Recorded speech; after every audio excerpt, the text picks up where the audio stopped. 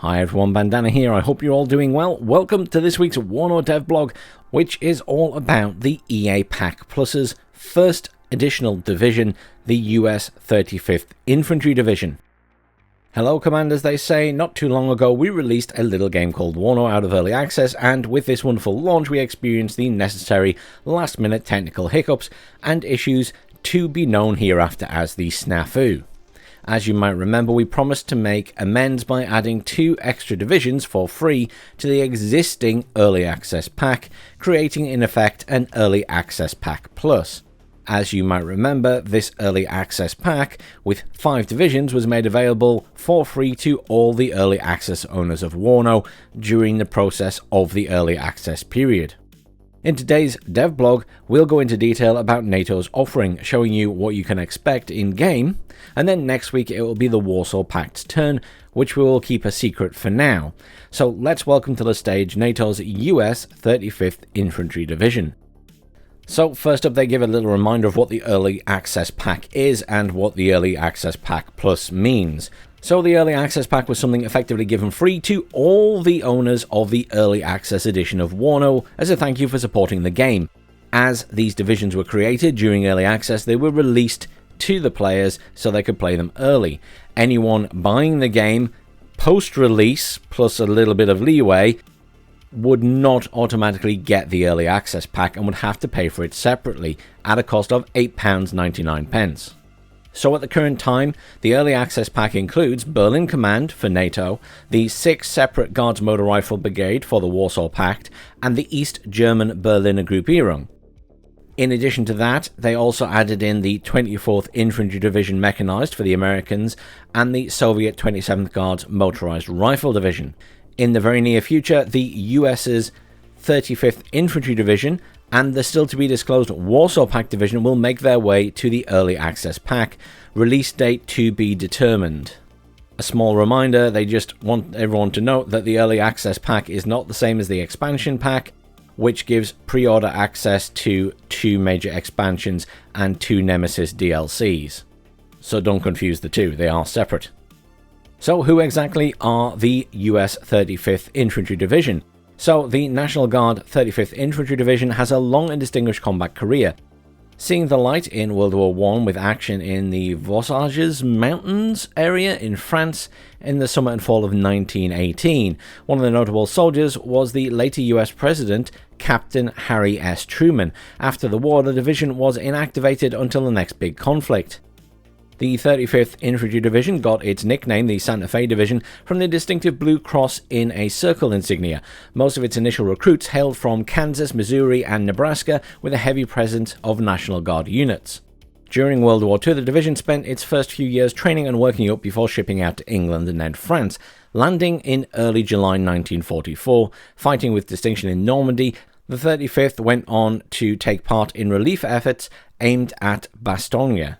Not sure I'm pronouncing that right. Anyhow, after further combat in Germany, it saw the formation finishing the war in Hanover. During the Cold War, once again, after a brief intermission, the division was first reformed as a pentomic division before being inactivated. The 35th Infantry Division was re-established as a mechanized infantry division in the early 1980s. Its fighting forces were composed of Kansas, Missouri, Nebraska, Colorado, and the Kentucky National Guard units. The division was earmarked for deployment in Europe in case of World War III. So what can you expect from the 35th Infantry Division in WARNO? Aside from its air force, the battle group will be 95% filled with National Guard formations, acting as a true American counterpart to the West German Territorial Kommando Süd, or the East German KDA. One of the distinctive features is that the division has as many armoured as it has infantry battalions. This makes it sort of a missing link between an American mechanized and tank division. In WARNO, there will be an equal number of infantry and tank slots. Please note that a lot of the units are already existing ones with the reservist trait added. We only marked the really new units in bold and italic. Obviously, I'll stress it in voice as we get there. Likewise, if not mentioned specifically, all units with National Guard will feature the reservist trait. So what's it going to have in each tab? Well, logistics is going to be pretty average. The division still uses the old Gamma Goat, introduced in the 101st Airborne Division in the Nemesis Air Assault, and hasn't received the new HEMTT supply truck, and instead of the M35, it relies squarely on the heavier and new unit, the M813A1 truck, for its supply hauling. I think I was expected to say hauling in an American accent, but I'm just not going to attempt it at this stage. This new supply truck will feature more payload than the M35, but less than the HEMTT. CVs will feature the usual array of the M151 MUT, the M577 CPC, and a few Heliborn UH-60A COs. Over in the infantry tab, it's a pretty solid category. As explained, the 35th Infantry Division can call on more infantry slots than an armoured division, but less compared to a mechanised one. So rifleman squads receive the reservist trait. This includes the NG Rifles Leader, combat squads are 9 men strong, fielding the M16A1 and M60 machine guns, with different AT weapons available. So they'll have the NG Rifles Law, the NG Rifles Dragon, and the NG Rifles M67. Technically these are new units, but I guess they are variations on a theme.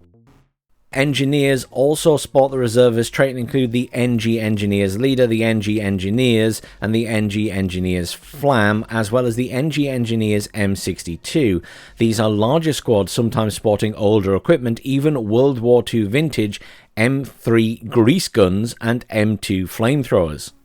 Gotta love a good grease gun in a game, right? All infantry support weapon teams are available. These include the M60, M2HB, and the new M40A1 RCL, TOW, and ITOW, all with the reservist trait. All the National Guardsmen are brought into the battlefield in trucks or NG M113A1 APCs. The only infantry unit without the reservist trait will be the military police, with a rather useful military police trait. These squads will even get their own new M1025 Humvee military police variant armed with an M60. This Jeep will also have the military police trait, so that means you can just have the vehicle there to have the same effect. Artillery is a pretty good and relatively strong category with plenty of cheap slots. While it can't count on the MLRS battery, it receives an entire M110A2 battalion instead. All of the choices are National Guard units with the reservist trait. These include the M2981mm towed mortar, the M30 107mm mortar, the M125 and M106A2 self-propelled mortars, and the M109A2 and M110A2 self-propelled howitzers. They do kind of stress here that the 81mm mortar is just the only towed version, because normally it's mounted on an M125, but I'm pretty sure there are other towed 81mm mortars in the game. I think they're just with other nations. As mentioned previously, tanks are another good category for this division. The battle group relies entirely on the older M60 Patton tanks, both the NG M60A3 TTS and the National Guard's M60A1 Rise Passive, abbreviated to the NG M60A1 Rise in game. All units will be deployed with the reservist trait. Much like the Marines did with their tanks during Operation Desert Storm in 1991, we have added the battlefield customized new NG M60A3 TTS ERA variant with reactive bricks. I'm sure you've seen pictures of this before. There will also be the new M60A1 CP and the M60A3 TTS CP leader units without the reservist trait. The division can also deploy the NG M728 CEV, and lastly, the tank destroying department is made up of older NG M151A2 ITOs and the newer and new to the game NG M150A2 TOW 2. The recon tab is a little bit less stellar, with some original choices, but mediocre in terms of slots and cost. The division's recon battalion was an old-style cavalry one, with tanks and scouts intermixed, much like the 11th Armoured Cavalry Regiment.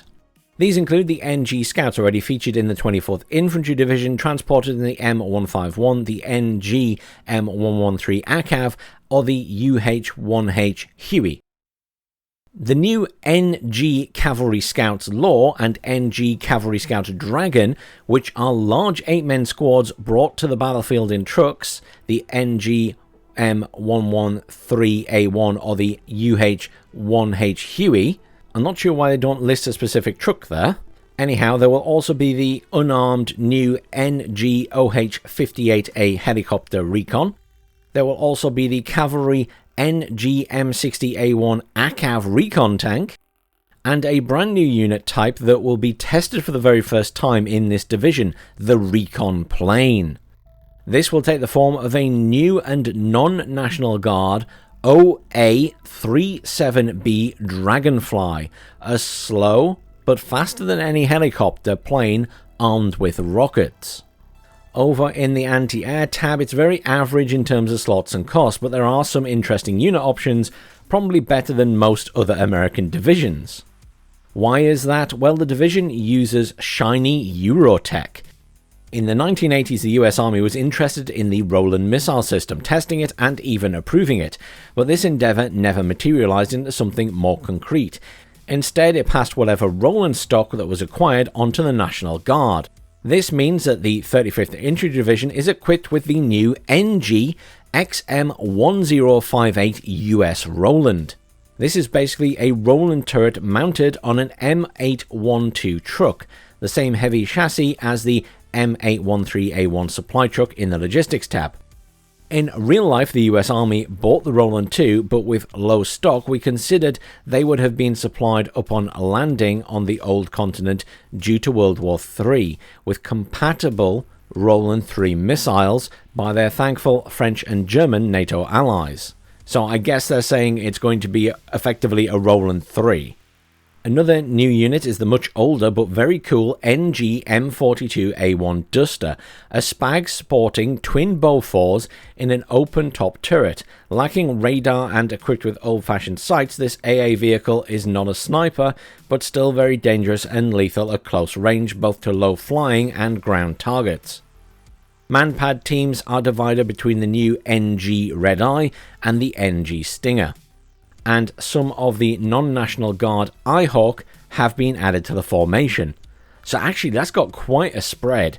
If you think about those new units it's got, namely the Roland, and it's going to get the Eyehawk, that's actually quite a good part of this division.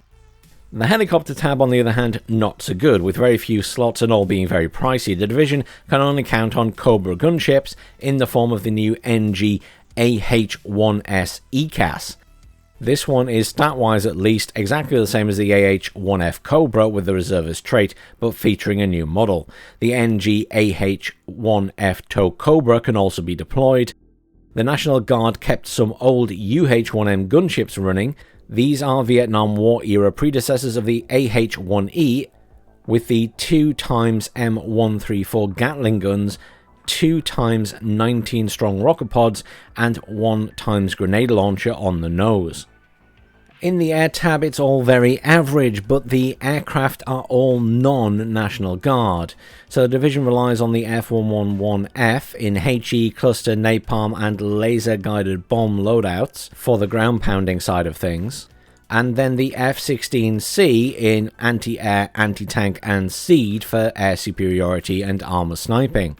The new planes include close air support variants of the Dragonfly in the form of the light AB-37B HE and the AB-37B napalm bombers. They note that the 35th Infantry Division will turn out to be a well-rounded formation, lacking resilience due to the widespread reservist trait, but compensating with low prices and high unit availability. But they have another section, some general unit changes. On a separate note, we plan 2 generic changes that are not specifically related to the 35th Infantry Division but will affect it. All Dragon 1 and 2 plus the Metis light ATGMs will be decreased in range to a more realistic 1,250 meters. On the other hand, there will be an increase in accuracy and/or a price buff for the units equipped with these weapons. All 4-man military police squads with only assault rifles or machine guns will also feature the security trait. more heavily armed or larger squads, including the leader MP units, will continue to feature only the military police trait. Dedicated military police vehicles will all receive the military police trait as well. Oh, so that's going to happen to all the military police vehicles. That's quite a welcome addition, and I thought that was going to be unique to the 35th, but I'm kind of glad they're rolling it out to everyone. And that's it for this week. Until next time, they say, obviously next week we will have the details of the Warsaw pack division. I would just note that for anyone who hasn't picked up the early access pack, this is making it really good value for money, that it's going to have 7 different divisions in there. As ever, thanks for watching. I'll see you all soon.